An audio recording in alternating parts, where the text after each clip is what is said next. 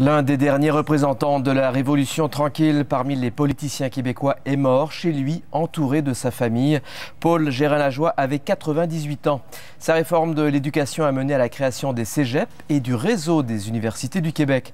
Et Ève, il aura donc droit à un honneur réservé aux hommes d'exception, c'est-à-dire des funérailles nationales. Tout à fait, Frédéric. C'est le premier ministre Philippe Couillard, qui est d'ailleurs à Washington aujourd'hui, qui l'a confirmé aux journalistes. Donc, effectivement, Paul Gérin-Lajoie aura droit à des funérailles nationales. On n'a pas encore les détails, toutefois, de la date, mais bien sûr, tout le protocole qui vient avec, notamment une chapelle ardente. Alors, ça sera à venir pour les détails. Sinon, des réactions de partout au Québec et même au Canada sur sa mort. Paul Gérin-Lajoie, ce bâtisseur du Québec. Voici donc un retour sur sa vie. Paul Gérin-Lajoie fut un des bâtisseurs du Québec moderne, un humaniste et un grand idéaliste. Cet avocat diplômé des universités de Montréal et d'Oxford devient ministre de la Jeunesse en 1960, sous Jean Lesage. À cette époque, plus de la moitié des adultes québécois n'ont pas plus qu'une 6e année. Imaginez tout le système d'éducation, de A à Z relevait de l'Église. On était dans une société, puis moi j'étais jeune, on m'en a parlé, je parle pas, qui valorisait pas l'éducation. Et Paul Gérin-Lajoie était un de ceux qui a beaucoup valorisé la campagne S'instruire, c'est s'enrichir. C'est dans cet esprit qu'il va mettre sur pied la commission Parents, dont les conclusions vont jeter les bases de notre système d'éducation actuel. La gratuité scolaire, l'école obligatoire jusqu'à 16 ans, la création des cégeps et le système de prêts et bourses. Nous voulons, d'une façon générale, augmenter la qualité de l'enseignement.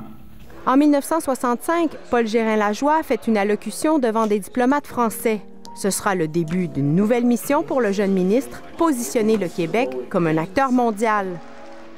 Il y a également le droit de participer à l'activité de certaines organisations internationales. Tous les premiers ministres qui ont suivi M. Lesage ont fait leur contribution à augmenter la présence du Québec dans le monde. Mais la personne qui a vraiment donné l'élan, qui a présenté la vision, c'est Paul Gérin-Lajoie.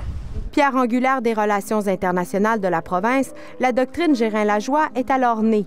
Doctrine selon laquelle le Québec peut maintenant signer des ententes avec des pays dans ses champs de compétences. Paul Gérin-Lajoie quitte la vie politique en 1969, mais sa volonté de changer le monde n'est toujours pas assouvie. En 1970, il devient directeur de l'ACDI, l'Agence canadienne de développement international, puis met sur pied la Fondation Paul Gérin-Lajoie, axée sur l'éducation dans les pays défavorisés de l'Afrique de l'Ouest. Sa stature dépasse celle d'un seul parti politique. C'est un homme qui appartient à l'histoire du Québec, donc à toutes les Québécoises et à tous les Québécois. Et il faut le répéter et encore une fois lui dire un grand merci et apprécier ce qu'il nous a laissé.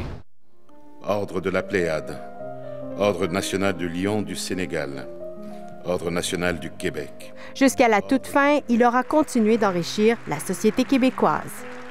Ici Ève Couture, Radio-Canada, Montréal.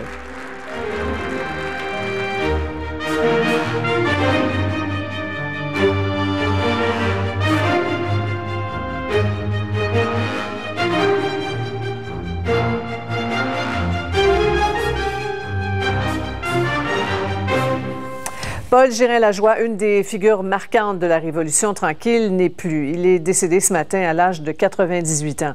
Candidat défait face à Jean Lesage lors de la course à la direction du PLQ en 1958, M. Gérin-Lajoie a été élu député une première fois en 1960. Jean Lesage en a fait son ministre de la Jeunesse dans son premier cabinet. Il lui a confié la mise sur pied d'une commission royale d'enquête sur le système d'éducation au Québec, la commission Parents. Un rapport qui va mener à la création du ministère de l'Éducation.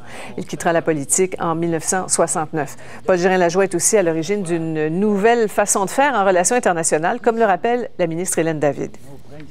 N'oublions pas la doctrine Paul Gérin-Lajoie.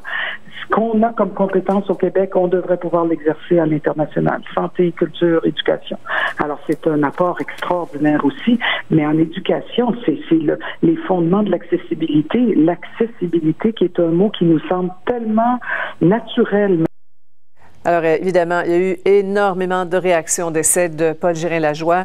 Philippe Couillard dit de M. Gérin-Lajoie qu'il aura marqué son époque et son histoire. Jean-François Lisée parle d'un grand homme, d'un bâtisseur d'État et d'un humaniste. Et enfin, François Legault a écrit que Paul Gérin-Lajoie était un grand Québécois qui demeure pour lui une grande source d'inspiration.